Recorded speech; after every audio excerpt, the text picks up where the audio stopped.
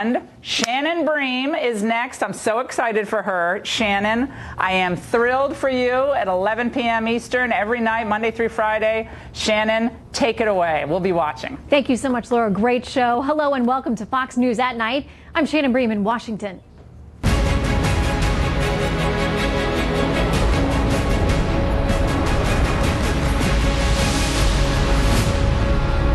We begin tonight with a major escalation in the special counsel's probe into Russian meddling in the U.S. elections. A former campaign advisor to President Trump has pleaded guilty to lying to the FBI about his contacts with Russians. And Trump's former campaign manager, Paul Manafort, and Manafort's business partner are pleading not guilty to conspiracy and a whole lot of other charges. It is a story operating on many levels, legal and political. So let's kick it off with our chief national correspondent, Ed Henry. He joins me to sort out the very latest developments. And you've got some breaking news, too. Yeah, it's interesting, Shannon, because all evening I've been talking to some of the president's top advisors, trying to get a handle what's really happening inside the White House. They say, look, of course the president is not happy. He's been watching the TV coverage, but his advisors are scoffing at a new Washington Post report, quoting anonymous officials as saying about these developments, quote, the walls are closing in, everyone is freaking out. Not so, according to several Trump advisors, including one I just spoke to, his lawyer, Ty Cobb, inside the White House, who said of this Washington Post report, quote, this is farcical. A, where are the walls? B, the president is focused on preparing for serious diplomatic activities facing him over the next 2 weeks in Asia. So they are shooting this down, saying it's nonsense. And they're going back and looking and saying that these indictments involve funneling $75 million through shell companies while Manafort and his associate were working for a pro-Russian political party in Ukraine many years before the 2016 election. As legal expert Andrew McCarthy wrote today in the Conservative National Review, the Paul Manafort indictment is much ado about nothing except as a vehicle to squeeze Manafort, which is special counsel Robert Mueller's objective. One of the president's lawyers, I mentioned, Ty Cobb, says the White House is not worried at all about Mueller squeezing either Manafort or potentially down the road former National Security Advisor General Michael Flynn. Cobb suggesting they can't flip on the president because they have nothing to give prosecutors. In fact, Cobb told the New York Times over the weekend, quote, the president has no concerns in terms of any impact as to what happens to them on his campaign or on the White House. So that's the bottom line, Shannon, tonight, which is that they feel that when you look at these indictments, it's not about the president. Of course, it could lead to him down the road, but they are confident that it will not. There's still so many questions because when we look at that plea agreement that deals with George Papadopoulos, and it raises a lot of questions there, and why we're getting it today, because people can point to these two indictments of Manafort and Gates and say, there's no Russian collusion in there. And yet at the same day, we get the information about that separate case. This is an ex-Trump campaign foreign policy advisor who pled guilty to lying to the FBI about a conversation he had in April 2016 with a professor in London who was close to the Russian government, who claimed he had dirt on Hillary Clinton. Now, Sarah Sanders tried to downplay his role today, but you can see him with candidate Trump in this photo from the campaign. And during a Washington Post editorial board meeting, the future president praised Papadopoulos. But his story is not really that new. We did some digging and look back. Back on August 14th of this year, the Washington Post reported that campaign emails showed Papadopoulos offered to set up, quote, a meeting between us, the Trump campaign, and the Russian leadership to discuss U.S.-Russia ties under President Trump.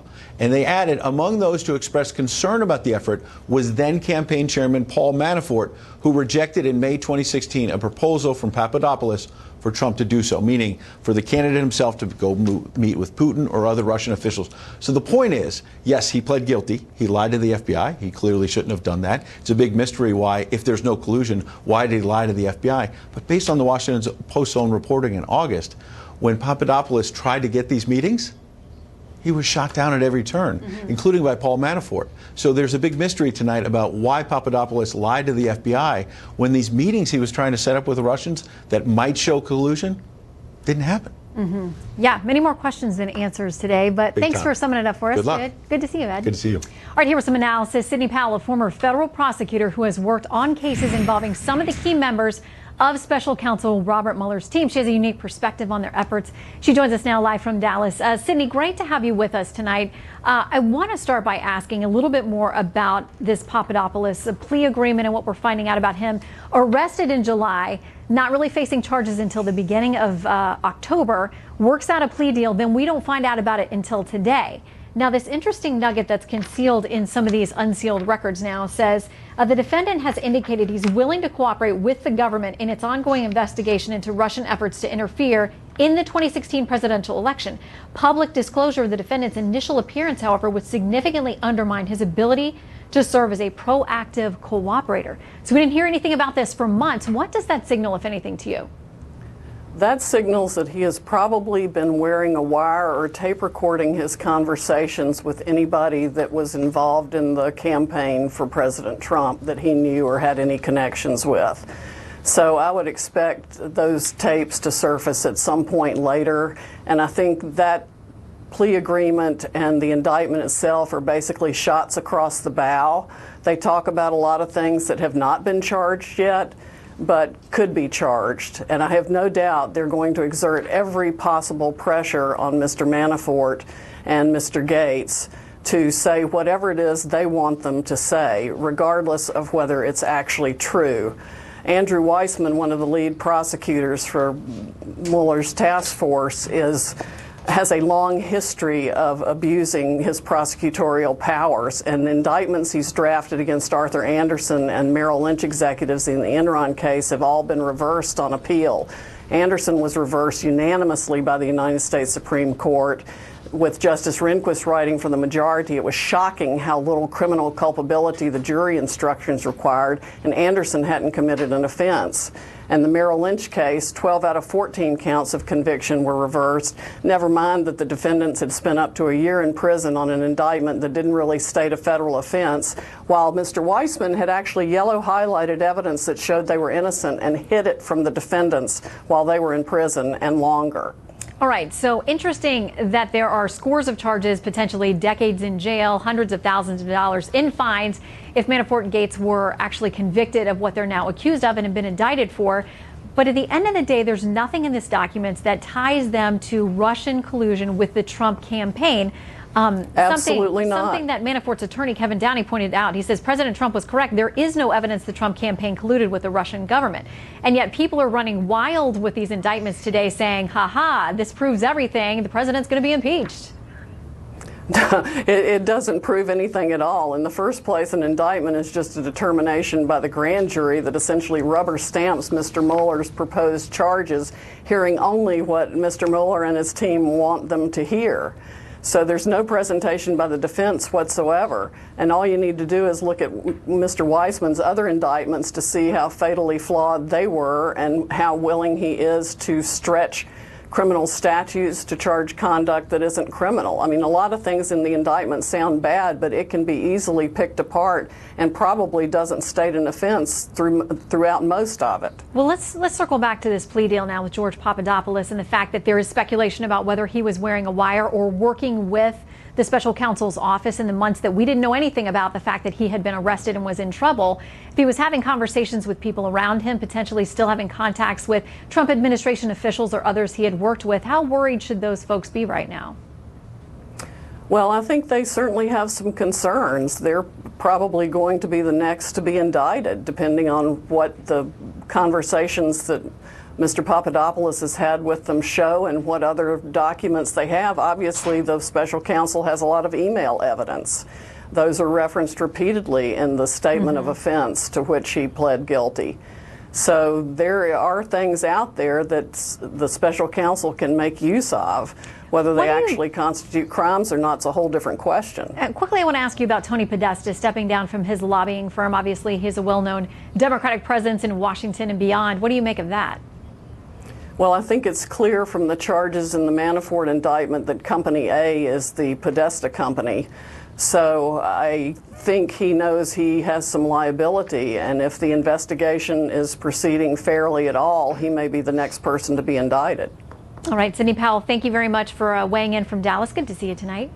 Thank you, and congratulations on your show. Thanks. Come back soon.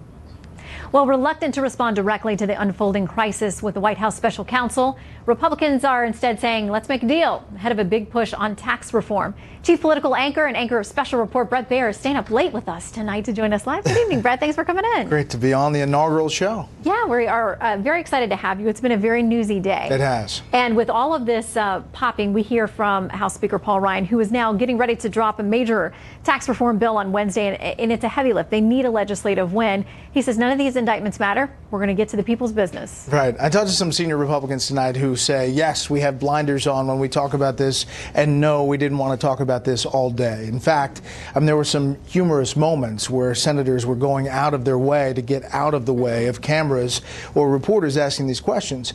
But a couple of things. One is there is still this growing confidence that they can get tax reform together, and the rollout is really important. There are some people up there on the Hill who say, listen, this focus on all of this takes out the microscope focus on all the tax reform in and out and gives us a little breathing room. I think that's optimistic. They don't want to be talking about this. A former campaign manager of the Trump campaign was indicted today. Period. The end. That happened. Whether you believe that all that stuff is tied into the Trump campaign in any way, it was the former campaign manager. Yeah, listen, covering Washington for years, we're all familiar with the Friday dump.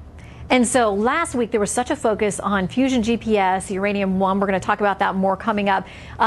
Hillary Clinton's potential links to paying for the dirty dossier, her campaign. And all of a sudden on Friday night, we get this, hey, there's probably going to be an indictment, but it's sealed. You have all weekend now to speculate it. It's going to take over the Sunday shows, obviously, when you get that late Friday. There's only so much oxygen in the room here in Washington, and it did.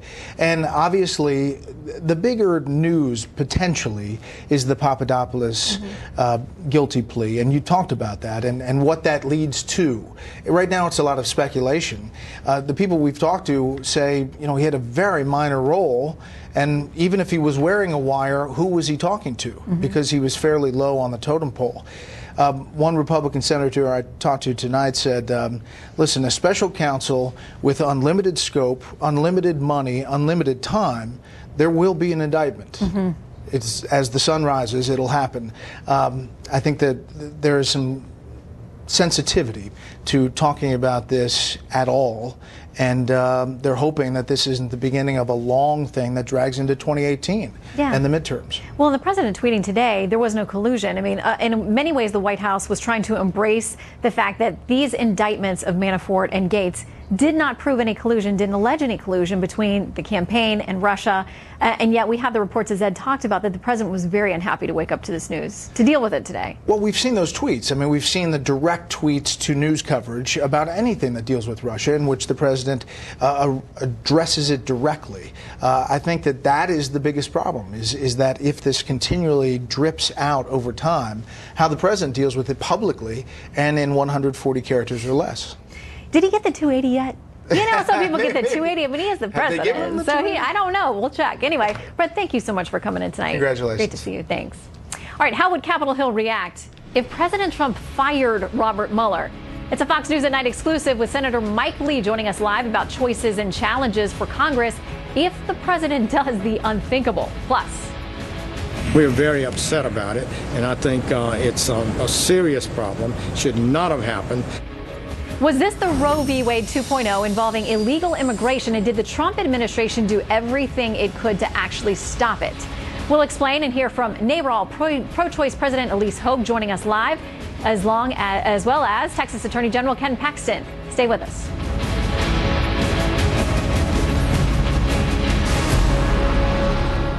Reaction from Capitol Hill to word of today's indictments and a plea deal related to the special counsel's Russia probe.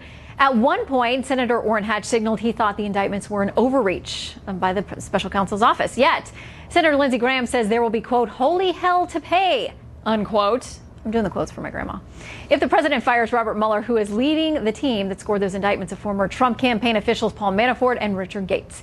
Utah Republican Senator Mike Lee, a former assistant U.S. attorney and really a Supreme Court shortlister, if we're being honest, joins us now. Good to see you, sir. Good to see you. And I liked your use of the quotes. Listen, grandmother is watching. It's late. She's staying up late for this. I want to make sure she knows. By the way, let's play that quote. This comes from Senator Graham when asked today about whether Mueller should be in any kind of trouble. I have zero concern that Mr. Mueller is in jeopardy of losing his job. I see no reason for him to be dismissed, and the only reason you could do it is for cause. And if there were some effort to do it without a good reason, it'd be wholly hell to pay. I mean, by and large, I'm hearing that most Republicans are being very supportive of Mueller, saying let him do his job. I think that's right, and I think Senator Graham is correct in that politically there would be hell to pay to do it. That's why presidents generally don't dismiss them. Yeah, that's true. Okay, you said on one of the committees, by the way, Senator Feinstein today, of course, a leading Democrat in the Senate, said that both the Intel and Judiciary Committees, this proves more than ever, they need to continue their independent investigations. You said on one of those committees, how's it going? Well, the committees are proceeding with their investigations. There are a whole lot of investigations going on. I think they're getting to the bottom of some of these facts. I don't think all the facts are leading exactly where the Democrats wanted. But that's part of the reason why we have investigations, and that's why we follow the facts as they take us. Where are you on that? Wait, can you give us a timeline? Is the White House, you told me at one point the president was absolutely cooperating. Do you feel like you're still getting that from the White House? Yes, I think the White House is cooperating, and I think the committees are doing their job. I think it's proceeding more or less as it's intended to.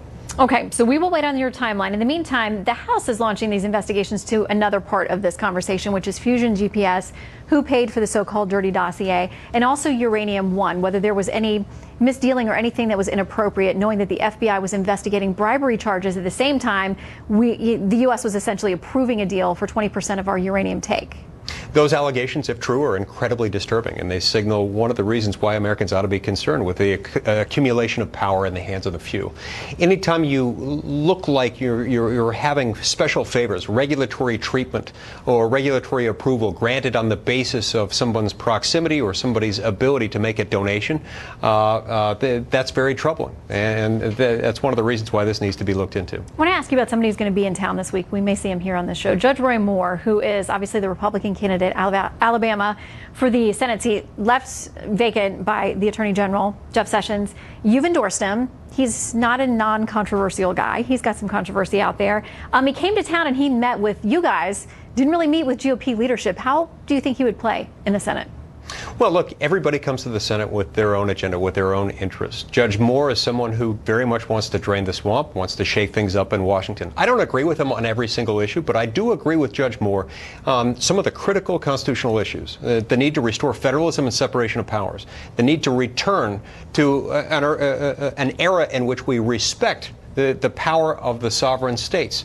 And we don't assume that every decision is a government decision and every government decision has to be made in Washington. I respect that about Judge Moore, and I think he has a lot to offer in terms of restoring that constitutional conversation. By the way, I got to ask you, we talked earlier this year. You were very excited about U2's Joshua Tree tour. Yes. Did you go? Absolutely, I did. It's the best album ever, really. This is 30 years in the making, and it was great to see them. They still sound as great today as they did back in 1987. Do you if anything, they've high? seasoned. I mean, like, how crazy do you get? Oh, I get really crazy. I mean, when they played the song Bad, they played the song Bad, which is not actually on the Joshua Tree album, but I almost teared up. I mean, I'm a grown man, I have 3 children, and I'm a U.S. Senator, and I almost teared up when they played the song Bad. It was really a beautiful moment. Were you there? I was not, but clearly you have excellent taste in music as well. Senator, come back soon. Thank you. Good to see you. Up next, we're going to get both sides in the debate over whether America will become a haven for abortions for illegal immigrants. This is Fox News at Night.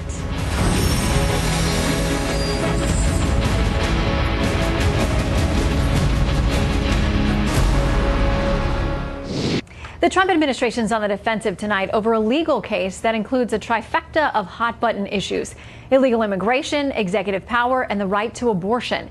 We're going to hear from both sides of the case in just a minute, but first, some background from our correspondent, Kristen Fisher. When a 17-year-old illegal immigrant was caught trying to cross the U.S.-Mexico border, she was taken to a shelter, given a routine medical exam, and that's when she learned that she was pregnant and wanted an abortion. I decided to do it because I don't feel capable of being a mature woman. or being strong, or old enough to be able to take care of it. I don't feel sure of having a child. So she tried to schedule an abortion, but her attorneys at the ACLU say she was blocked by the Trump administration. They prohibited the shelter where she was staying from transporting her for any abortion-related appointments. They were literally holding her hostage, blocking the door, preventing her from obtaining an abortion. The ACLU filed a federal lawsuit on the grounds that all women in the U.S., including illegal immigrants, have a constitutional right to an abortion. But attorneys for the Justice Department argued it wasn't blocking her right to the procedure. It was simply refusing to help her get one. The government has not put any obstacle in her path. Rather, the government is refusing to facilitate an abortion. In the end, the D.C. Court of Appeals sided with the ACLU, and Jane Doe received her abortion last week, despite the Trump administration's efforts to stop it. We're very upset about it, and I think it's a serious problem. Should not have happened, and we're disturbed about it. So the Attorney General is worried about a lot of things. He's worried about taxpayer dollars funding abortions for illegal immigrants, even though in this case, Jane Doe's attorneys say that she had raised private funds to pay for it. And then he's also worried about this case establishing a precedent by encouraging other illegal immigrants to come here for an abortion. And Shannon, this is just the beginning. The ACLU says that it has already filed another lawsuit, and the Attorney General says that he's prepared to fight it all the way to the Supreme Court. Yeah, this is just round one, it sounds like, for this. Kristen, thank you very much. You're very welcome. Good to see you. All right, Elise Hogue is the president of NARAL, Pro-Choice America. She believes all women, regardless of immigration status, deserve access to safe and legal abortions. Elise, thank you for joining us tonight. Thank you for having me, Shannon. I want to read a little bit of a brief that comes from the other side, from folks who were fighting this decision, saying the Constitution does not confer on Jane Doe the right to an abortion. Granting the plaintiff's request would create a right to abortion for anyone on earth who entered the United States illegally, no matter how briefly. If Doe has a right to an abortion, it is difficult to imagine what other constitutional protections she would not have by extension. So where do we draw the line? You know, Sharon, I'm not a lawyer, but I am a mom, and I definitely believe that if my children were facing a similar situation, I would want them to be treated with humanity and dignity, and that's simply not what happened in this case. I understand that there are those on the other side who actually do want to put Roe on trial through this case. And, you know, what I have to say to them is it seems pretty cruel to me to do that on the back of a young woman who is scared and just needs care. Well, and you know, they see this as not relitigating Roe, but what we heard from a lot of pro-life groups is they were worried that this is Roe v. Wade 2.0. It's taking it another step. It's not just about abortion, but it's now encouraging, they think, in some ways, people coming here from other countries where maybe they can't get an abortion, and they worry about this becoming, you know, the Texas Attorney General who's coming up, he worries about his state, Texas, becoming a sanctuary state for abortions. Yeah, I think that's just a little bit of a stretch. I'm a Texan as well, and I happen to know firsthand that it's one of the most restrictive states in the country in terms of getting an abortion. This woman, this young woman, made a very perilous journey. She didn't even know she was pregnant. And I think that it is just, I'm having a really hard time seeing that many people watching what she's been through, watching the obstacles she's faced, line up to think that this is an easy way to terminate a pregnancy. You know, a recent Marist poll shows that a majority of people who self-describe as pro-choice, even a majority of them, say that they believe there should be restrictions on abortions. And 61% say that they don't think there should be any taxpayer dollars tied in any way to an abortion. And of course, that's something that the Attorney General, the U.S. Attorney General, mentioned. He's worried that people will come here, they have no means of their own, and that they will in some way have to rely on tax dollars to get an abortion. It's something, it's illegal, and it's clearly opposed by the majority of Americans. Well, you know, that's just not a part of this case, Shannon. As you mentioned in the intro, this young woman had raised private funds. In fact, she had a court-appointed guardian to provide transport. All that was required in this instance was for the government that was holding her hostage to unlock the doors. Just unlock the doors. That's all it was.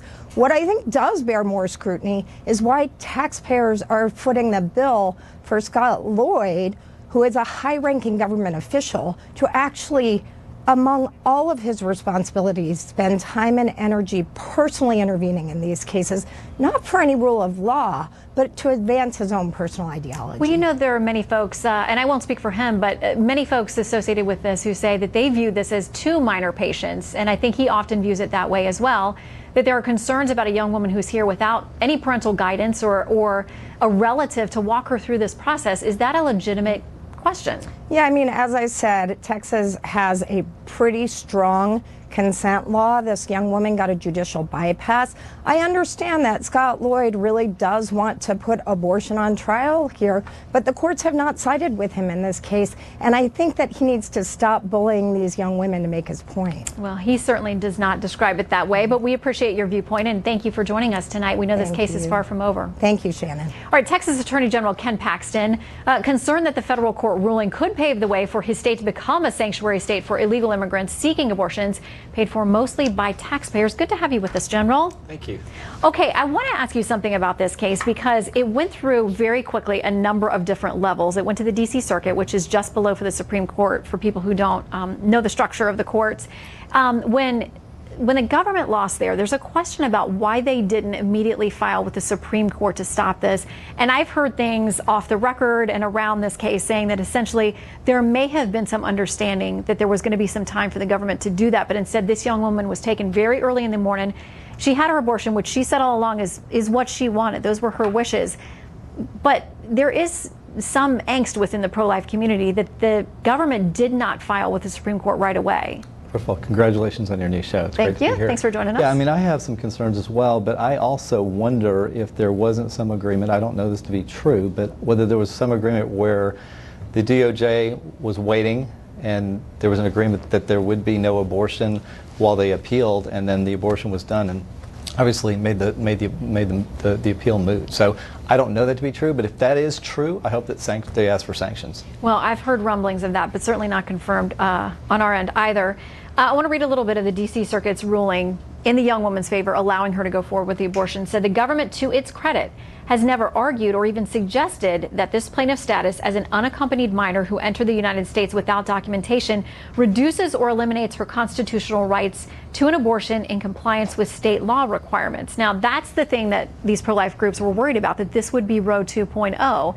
But it sounds like even during these arguments, the government, the federal government, didn't say she doesn't have a constitutional right. So has that been ceded? Is that now the case? No, I think it narrowed the holding to this particular case. I believe that DOJ should have made that argument. We made that argument in our amicus brief. It's clear to me that the Constitution does not allow for an abortion to somebody that comes here illegally and doesn't have some kind of substantial tie or connection to our country. That was never argued. It was something we argued. And if you look at the dissent, they picked up on our argument under dissent. I think that's something that hopefully in the future the DOJ will come back and argue. Well, there's a class action lawsuit now that the ACLU, this broke off, is my understanding from that, but they do have a broader, wider case, and that they want to have established in court that any woman who is here illegally and is a minor, so, you know, you could argue a child, right, should be able to have access to an abortion. And again, they talk about that being paid for separately by someone else, but not by taxpayer dollars. What are your concerns about that case? I have a lot of concerns. First of all, that obviously is not the law now. Second of all, we know that ultimately what they'll push for is taxpayer-funded abortions. Third, once you open this up, what constitutional rights do illegals have with other facts and other circumstances? So it would be a pretty broad change in our constitutional foundation and what our founders thought of when they put this together. One of the lower court judges in hearing this case put it this way. She said the choice this young woman is left with is essentially to go back to her country, where I understand is a country that doesn't allow abortions, and into a situation that some had alleged was abusive. So either go back to that or stay here in the U.S. and carry this child to term.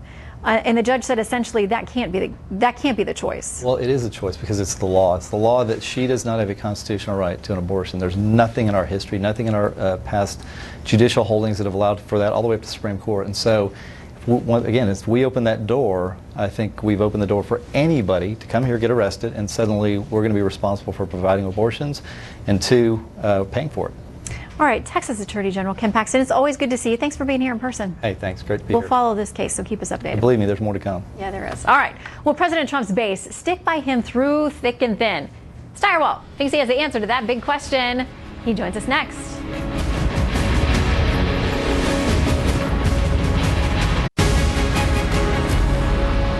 Depending on whom you ask, the indictments unsealed today are evidence the system is working, or it's just another example of the Washington establishment, the deep state, or the swamp, as the case may be, trying to unseat an elected president. Fox News politics editor Chris Starwalt is here to tell us which side is right. Is there a right side, Chris? What do you think? Well, they can both be right. Yeah. Both things are possibly true. The question right now for the president is, this has not been a great recent period in terms of public opinion as it relates to him. Most Republicans are sticking with him. He's in the mid-80s in our poll and most polls among Republicans. His problem is that the voters who delivered the election to him, the most important, these people who put him over the top, Pennsylvania, Ohio, Wisconsin, Michigan, these folks aren't Republicans. They tend to be independent. The folks we're talking about tend to be independents, and key group, white working class voters, white men without college degrees. This is the Trump army that came out for him and flipped these states. They're not. They weren't happy with him going into this moment. Now, will they rally around him? We've seen him fall off 12 points, 16 points with voters like these. Will they come back and rally around him when he's in distress, or are they just going to be frustrated? Well, what about if he gets tax reform done? Because that would help this group that you're talking about that's so critical to him. If he gets tax reform done, people see a difference in their paycheck and what they can put on the table and roof over their heads. Will that matter? I think it's like this. The Republicans in Congress have convinced the president we got to do tax cuts and we got to blow up Obamacare.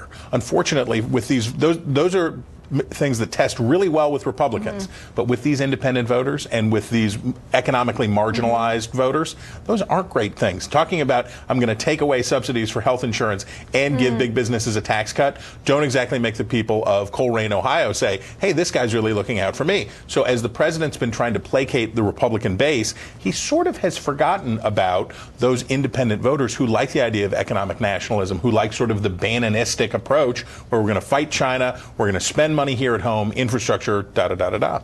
Okay, so they want to talk about tax reform this week, though, because there's a big rollout on Wednesday, and they want to talk about other things. Today there was this press conference about religious freedom, and yet the questions they're getting are about the indictments and Manafort and about. So I think we have a little video. It might be Senator Grassley, who was done trying to avoid answering questions about this. Watch very closely. You can see there. That's him behind the flags. So again, you see Senator Cornyn there, and they kept saying, "What questions do you have on religious freedom?" Right. And that's what this press conference is about. Do I have the religious freedom to ask you about Paul Manafort again? Was the question from reporters. Basically. And they're not going to be able to get. Look, in truth, we have no idea whether this is consequential or not yet because we don't know what Papadopoulos got. We don't know what all he's provided to prosecutors. The Manafort stuff was basically to be expected. The Papadopoulos stuff could be really big, and it's not just that I like to say Papadopoulos. You're very good at it. I like saying You've it. mastered it. I've mastered it, but we'll find out in time how consequential that is. But the tax cut question and all of those other things, we're going to see how it fractures the Republicans versus the independents and Trump's electoral base. We'll see whether they can live in harmony. Remember when Rod Blagojevich, that's why we had to shorten it to Blago. We did. I was going to say what a hard time we had that, and I was just demonstrating for you what a hard time we learned from with that Webster name. how to say Papadopoulos. Papadopoulos was much easier, but yeah, what he has been doing in the months that we didn't know anything about him, and he was working with the government as a proactive cooperator. Is this thing on? Yeah. We'll see. We'll see. In the meantime, come back. Maybe like tomorrow night. Maybe like tomorrow night. That sounds like a pretty good idea. Chris Starwalt. Okay, bye. All right, Secretaries Mattis and Tillerson on Capitol Hill today defending laws passed after 9/11 that may leave Congress in the dark on fighting terror. We will explain that. Plus, President Trump came under fire for warning about the removal of George Washington statues. He said it was going to happen. Now it is actually happening. Night court is in session next.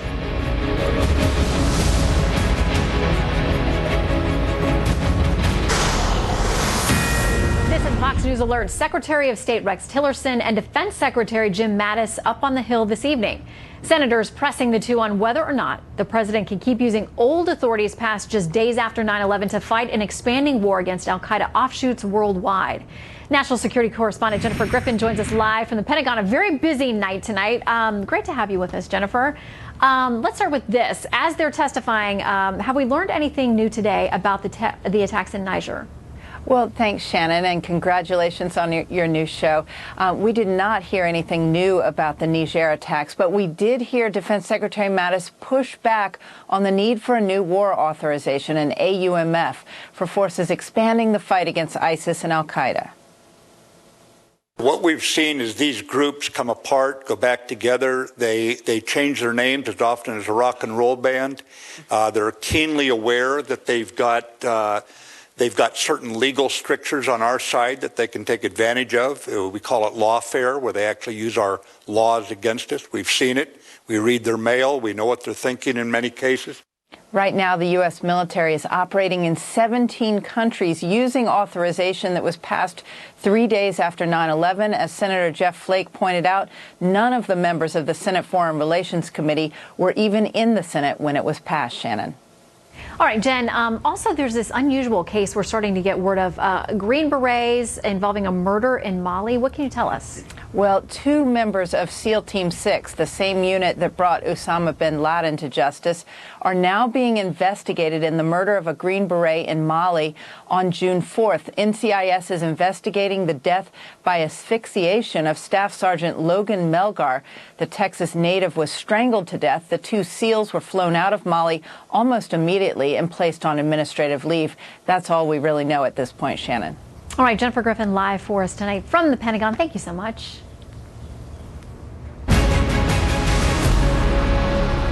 All right, we want to introduce you to a segment called Night Court. I think it'll be a regular part of the show. We'll see. Brand new segment of topics that we present to you, the jury. We don't comment. They're just for your consideration. First up, a Virginia church is going to remove a plaque honoring America's first president, George Washington.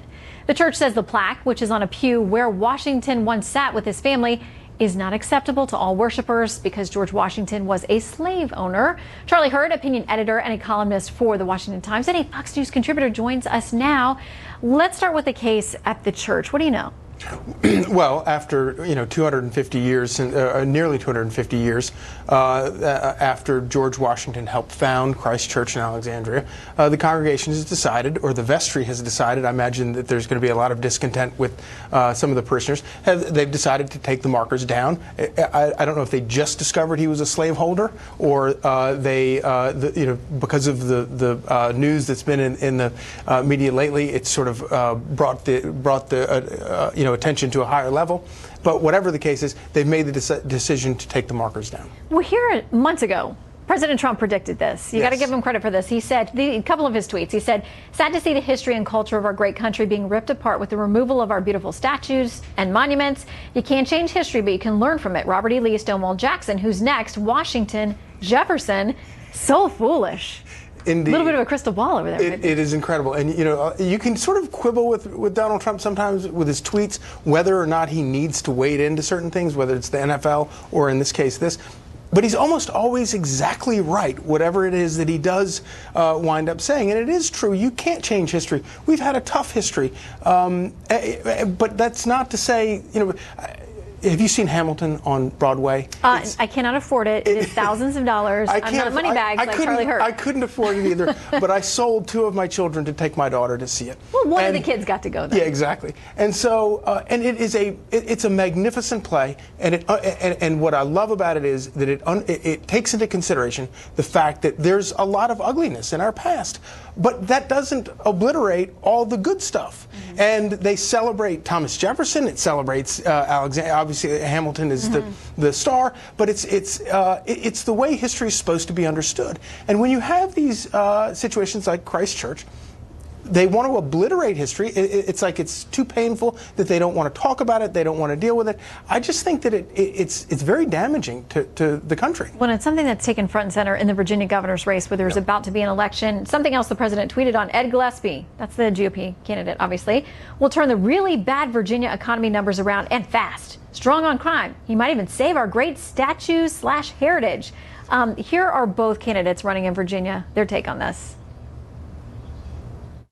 We don't have to glorify the objects of the statues. We can educate about them. We have to learn from history, and that is a difference. If these statues give individuals, white supremacists like that, an excuse to do what they did, then we need to have a discussion about the statues.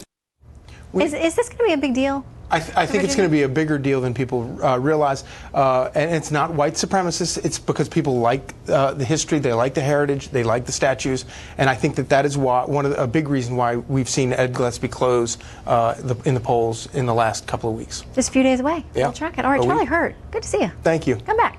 All right, the PC police take on Halloween. Find out what Yale students had to say about the holiday after this break. As a school, like, this is affecting people's lives. You're taking narratives away, and I've seen that too often.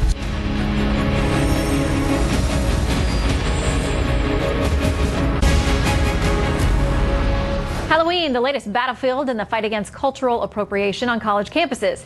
Well, at least that's what my next guest, Cabot Phillips, says he found on a recent visit to Yale. Check it out. What's some of the worst costumes you've seen? Man, all the Native American, African costumes, bro.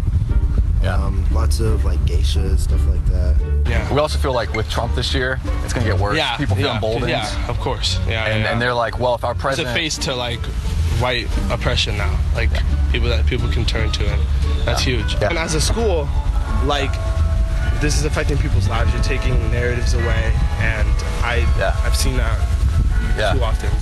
Cabot Phillips of Campus Reform joins us live, and you went around campus with a petition essentially asking people to outlaw Halloween. It's time to get rid of it. You said you want to be on the right side of history, and that means getting rid of Halloween. How'd they receive it? To many of these students, Halloween is an archaic holiday where feelings are hurt because of costumes, and student after student was quick to sign the petition because I told them we need to do it with cultural appropriation and these offensive costumes. And this really is indicative of the larger culture on college campuses. Students are so afraid of being ostracized. They need to be on the left side of campus. And so they want to go along with anything that has to do with a social justice narrative. They're afraid to say no, even if it means signing a petition to ban Halloween costumes. And you basically had these conversations with people where you said you can only go as yourself. Because if you go as anything else, you're stealing someone's identity or culture or heritage. Absolutely. There's a culture of hierarchy now where people, the more they can claim offense to things, the higher social status they get on college campuses. So of course, students are going to say that everything offends them because it gives them power when you capitulate to their demands. And this is the result where students want to claim offense to everything. Remember this for tomorrow night and Halloween, and those of you who dare to dress up. Only go as yourselves. Yeah. Thanks for coming in. All right. By the way, most watched, most trusted, and most grateful that you spent this hour with us. Good night from Washington. I'm Shannon Bream. This is Fox News at Night.